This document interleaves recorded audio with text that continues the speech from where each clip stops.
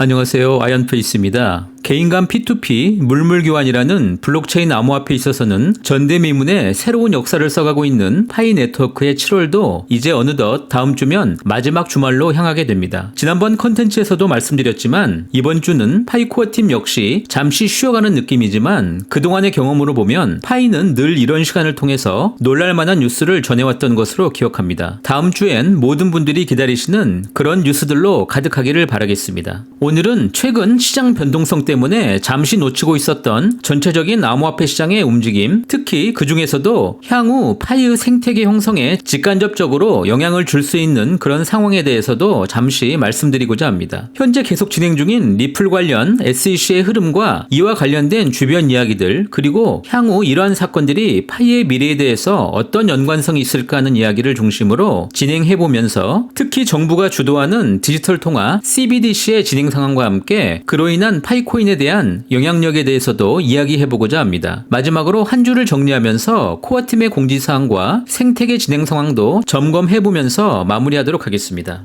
먼저 현재 미국 증권위원회 SEC가 리플과 진행 중인 소송 관련 현재의 암호화폐 시장에 대한 이야기를 잠시 말씀드리도록 하겠습니다. 게리 갠슬러 SEC 위원장은 최근 CNBC와의 인터뷰에서 비트코인은 상품이며 절대 증권이 아니라고 명백히 규정하였습니다. 그런데 지난 2020년 12월 이후에 소송이 진행 중인 리플에 대해서는 여전히 리플은 증권이며 사람들로부터 수익을 기대하도록 만들면서 자금을 유치하였기 때문이라고 말하고 있습니다. 그런데 여기서 그럼 과연 이더리움의 정체성은 무엇인가 라고 하는 질문에 대해서는 확답을 피하였습니다. 이러한 질문이 나오게 된 이유에 대해서도 살펴보도록 하겠습니다. 미국의 대표적인 암호화폐 반대파라고 할 수 있는 브래드 셔먼 미국 캘리포니아주 민주당 하원 의원은 전면적인 암호화폐 사용 중단을 촉구한 것으로 유명한 인사인데 그는 최근 미국 의회 청문회에서 리플이 증권이며 미국 증권거래위원회로 하여금 리플 XRP에 대한 거래 중개를 진행했던 암호화폐 모든 거래소에 대한 조사의 진행을 강력하게 촉구한 바 있습니다. 여러분들도 잘 아시다시피 이미 미국 주요 거래소에서는 리플은 상장 폐지가 된 지 오래되었고 사실상 미국 내 영업은 전면 중단된 상태라고 할 수 있습니다. 그는 리플의 경우에 초기 회사와 2명의 임원이 XRP 토큰을 판매하여 최소 13억 달러의 자금을 모금한 것이 분명하고 따라서 등록되지 않은 증권에 대해서 실정법 위반이 명확하기 때문에 강력하게 제재를 요구하고 있습니다. 여러분들도 잘 아시다시피 XRP 증권 여부에 대한 판단은 법원이 지속적으로 판결이 지연되고 있는데 지난번 저의 컨텐츠에서 말씀드렸듯이 만약 리플이 증권이라고 판결이 된다면 여타 거의 모든 ICO 알트코인들이 증권에 해당이 되고 암호화폐 시장은 전면적인 혼란의 사태를 맞이하게 될 것이기 때문입니다. 물론 그들의 데이터를 기반으로 개별 주주들에게 모두 세금을 걷기란 사실 불가능한 일이기도 하기 때문에 법원이 과연 양자를 어떻게 화해를 시킬지 아니면 SEC를 굴복시키려 할지는 아직 더 두고 봐야 할 것입니다. 최근 비트코인 맥시멀리스트라고 할 수 있는 마이크로 스트래티지의 CEO인 마이클 세일러는 공개적으로 이더리움에 대해서 저격하고 나선 바 있습니다. 바로 이더리움은 분명한 증권이며 ICO를 통해서 발행이 되었고 매니지먼트 팀을 보유하였으며 프리마이닝이 분명히 있었고 하드포크가 있고 앞으로도 하드포크가 지속될 것이라고 지적합니다. 그는 말 그대로 비트코인 원리주의자로서 완벽한 탈중앙화 방식의 암호화폐 위에는 모두 부정적인 견해를 밝히고 있는 것입니다.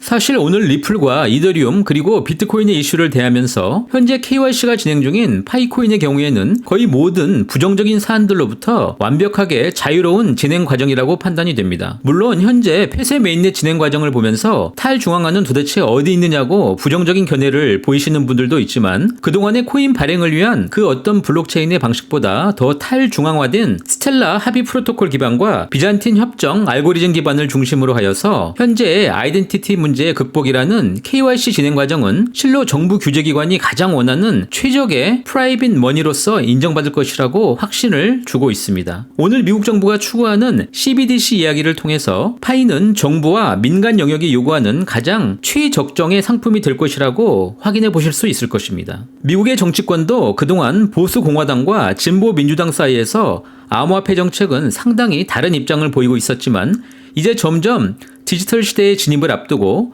반드시 진영 논리라기보다는 서로 타협하면서 미래 세대를 위한 정책 결정이 우선이라는 입장이 상당히 더 강해지고 있습니다.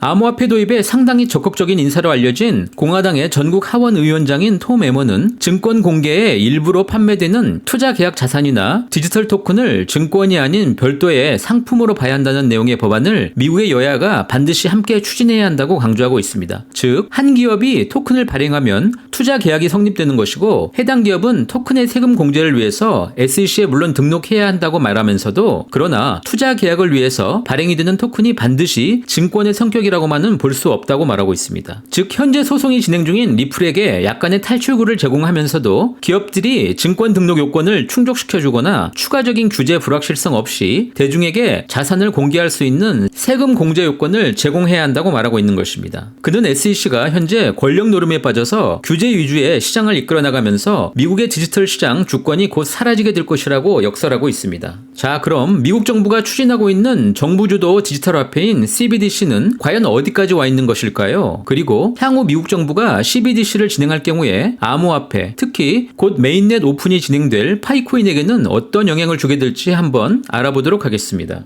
일반적으로 정부 주도 디지털 화폐를 가장 적극적으로 주도하고 있는 국가는 중국 정부로 알려져 있습니다. 미국은 크게 외부로 두드러지지 않게 연구 중심으로 진행하고 있지만 미국 정부가 현재 가장 우려하는 바는 정부 주도 디지털 화폐의 특성상 역시 헌법에 위배될 수 있는 개인 프라이버시 침해 문제입니다. 상당히 신중할 수밖에 없고 일반적으로 투자자들이 생각하는 달러 주도권의 침해에 대해서는 상당히 이중적인 스탠스를 취하고 있는 듯합니다. 미국 정부의 CBDC 관련 전략적 연구는 현재 워싱턴에 소재하고 있는 싱크탱크인 애틀란틱 카운슬이 진행하고 있는 것으로 보도되고 있습니다. 그들은 이미 2020년 4월부터 전 세계 105개국의 CBDC 진행 과정과 현재에 대해서 계속 트래킹을 통해 연구하고 있는 것으로 보도되고 있고 특히 MIT 대학과 보스턴 연방은행의 비밀 진행 연구인 프로젝트 해밀턴에 대해서도 자문으로 관여하고 있는 것으로 나타납니다. 특히 이들은 CBDC를 통해서 자국 국민의 프라이버시 침해라는 가장 근본적인 문제에 다양한 소송에 직면할 수도 있고 그로 인해서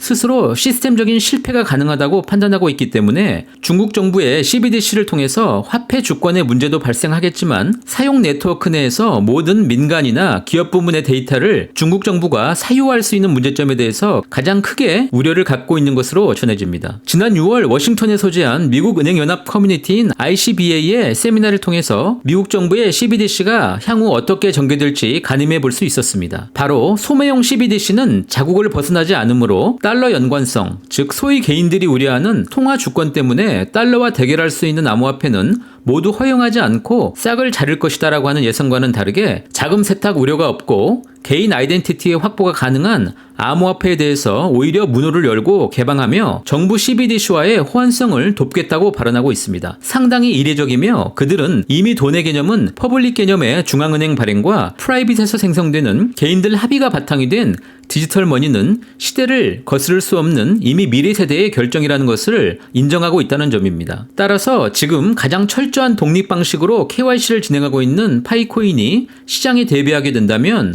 오히려 실질 결제 통화로서 미국의 CBDC와 가장 큰 호환성을 갖게 될 확률이 매우 높아 보입니다. 반면에 소매 부문이 아닌 기업 간 혹은 정부 간 국제 결제 개념의 도매형 CBDC에 대해서는 상당히 엄격한 시각으로 바라보고 있습니다. 국경을 넘나드는 도매형 CBDC는 미국의 제재를 피하는 회피 수단이 될 확률이 매우 높고 그 신뢰로 미국의 스위프트 시스템을 피하고 그들만의 결제 수합을 진행하려는 중국이나 러시아 정부에 대해서 지속적인 제재의 대안으로서 CBDC가 연구되고 있습니다. 미국의 정부기관의 시각은 중앙은행은 통화 주권에 대해서 크게 우려하고 있지만 CBDC는 절대 암호화폐를 제재하는 수단이 되는 것이 아니라 상호 운용성에 집중해야 하고 특히 소비자 보호, 프라이버시, 사이버 보안 관련 등의 암호화폐들이 현재 겪고 있는 다양한 문제점을 견뎌낼 수 있는 새로운 시스템에 집중하며 상호 보안성에 집중한다는 문구를 보면서 파이 네트워크의 미래가 상당히 긍정적이라는 말씀을 드리겠습니다. 디지털 리더십을 훼손할 목적이 아닌 민간 영역의 화폐와 정부 발행 달러가 함께 운용이 되는 디지털 운용에 집중하게 되면 빠른 속도와 전 세계 소매 사용망을 QR코드와 노드로 묶어서 심지어 인터넷이 없는 상황에서도 휴대폰 간의 전송이 가능하게 될 파이 네트워크는 어쩌면 소매 시장의 최강자 디지털 화폐가 될 수도 있을 것입니다. 오늘 제가 이런 주제를 말씀드리게 된 이유는 의외로 많은 채굴자나 투자자들이 편협된 시각을 갖고 계시거나 때로는 음모론을 신봉하고 계시기 때문입니다.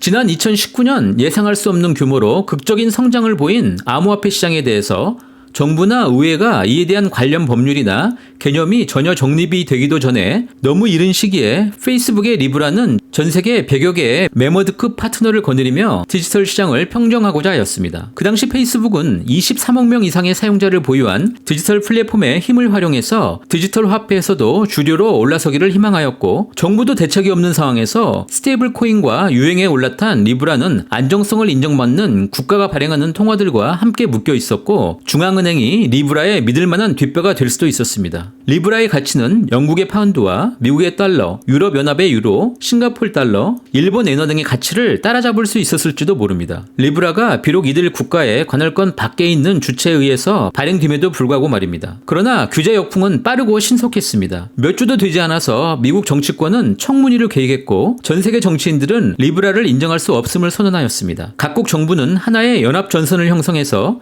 그들이 통화 주권에 대한 위협으로 인식되는 모든 면면을 철저히 조사할 것을 약속했고, G21이라고 하는 주요 20개국으로부터 임무를 부여받은 금융안정위원회 FSB는 기존 규제 프레임워크 검토에 착수를 하였고, 리브라 등 글로벌 스테이블 코인에 대해서 대응하기 위해서 준비를 시작하게 됩니다. 역시 강력한 하나의 공공의 적은 이러한 이질적인 이해관계를 통합하게 만들게 됩니다. 리브라의 야망은 세계를 리드하는 경제 권력이 가질 수 있는 그 이상의 것이었습니다. 마크 저크버거 페이스북 CEO가 글로벌 디지털 결제 시스템을 개발하려는 중국에 대한 두려움에 이런 일을 시작했다 하더라도 그는 권력은 결국 흔들 수는 없었습니다. 파이는 이미 쉽게 리브라와는 비교가 가능합니다. 순수한 민간 영역의 개인들 간의 합의 프로토콜이면서 미국 정부가 가장 원하고 있는 사용자의 신원 확보, 아이덴티티 확인이 가능한 프라이빗 머니입니다. 이제 오늘 이후부터는 파이 네트워크의 미래는 어떤 것이며 여러분 대다수가 갖고 계시는 그러한 일들은 크게 우려하실 필요가 없다고 말씀을 드리겠습니다. 그러나 이러한 파이코인일지라도 개인적으로 아주 걱정이 없는 것은 아닙니다. 초기에 상품 교환, 즉 개인 물물 교환이나 앱을 통한 P2P 중심의 거래에서 미래의 탈중앙화 금융, 디파이 플랫폼으로 향하는 과정에서 분명히 정부와의 통화 관련 마찰은 불가피할 것으로 생각이 됩니다. 왜냐하면 파이의 미션은 탈중앙화 금융 분야에서 가장 사랑받는 암호화폐이기 때문입니다. 따라서 어쩌면 증권이 아닌 상품으로서 관련 규정을 미리 준비하였을 것으로 추측이 가능하고, 현재 백서상에 100억 개의 파이 재단 물량이나 50억 개의 유동성 지원 물량 관련하여서 사전에 이미 투자 계약으로 자산 성격의 물량이 존재할 것으로 조심스럽게 예측해 볼 수가 있습니다. 이것은 지극히 저의 사적인 판단이며 향후 파이가 대기업과 금융기관 등의 협력 모델을 통해서 그 증거가 나타날 것이라고만 말씀드리도록 하겠습니다. 너무나도 조용한 한 주간에 갑작스럽게 파이코어 팀의 메시지 하나가 등장하였습니다. 메인넷 체크리스트에서 마이그레이션 설정에 대해 잘 점검하고 지갑 설정에 집중해달라는 이야기입니다. 어쩌면 대규모 KYC가 열리게 되거나 검토 진행 중인 KYC 건들이 동시에 재진행이 될 경우에 마이그레이션 시간이 더 필요하게 되므로 현재 진행되신 분들은 절대 미루지 말라는 공지로 판단하고 있습니다. 오늘 현재 메인넷 지갑은 약 94만 개가 넘었으며 파이 블록체인상에서 전체 마이그레이션 물량 약 7억 8,500만 개 중 6억 2,800만 개, 정확히 80%가 락업이 되었음을 말씀드립니다. 또한 파이를 매집하려는 스캠 어카운트나 여과 없이 거래를 증명하기 어려운 계좌들 역시 언제나 이렇게 즉시 동결이 될 수 있음을 공유드립니다. 설명 가능한 상품 교환 P2P에 집중하는 것이 본인의 계좌를 지키는 가장 좋은 방법이 될 것입니다. 여전히 지역에 따라서 혹은 개인에 따라서 P2P 물물 교환 가격은 큰 차이를 보이고 있습니다. 같은 명품이라도 개인 간 합의에 따라서 그렇게 발생할 수도 있습니다. 그 가치 여부는 개인들의 합의에 따라 결정이 될 것이고, 지금은 더 많은 거래를 통해서 파이의 가치를 외부 시장에 알리는 것이 가장 중요하다는 판단입니다. 이제 곧 파이 메인넷 SDK가 배포되면 파이 결제 앱이 가동이 되고 해커톤 상품몰들이 가동이 되면서 진정한 판매자, 구매자 간의 합의 가격이 형성이 될 것입니다. 아직 합의 가격의 게임은 시작되지 않았습니다. 오늘 한국에서는 가상자산 세금 유예 기간이 확정이 되고 2025년부터 약 20%의 세율이 적용될 것이라는 긍정적인 뉴스가 보도되었습니다. 이제 파이코인 채굴자 여러분들은 KYC를 잘 마치시고 모두가 원하는 미래를 향해서 함께 커뮤니티에 강력한 힘을 믿고 가시면 됩니다. 미래는 바로 여러분들의 것이기 때문입니다. 오늘도 이렇게 함께 해주셔서 진심으로 감사드립니다. 저는 다음에 더 좋은 내용으로 함께 하도록 하겠습니다. 행복한 주말 보내시기 바랍니다. 감사합니다.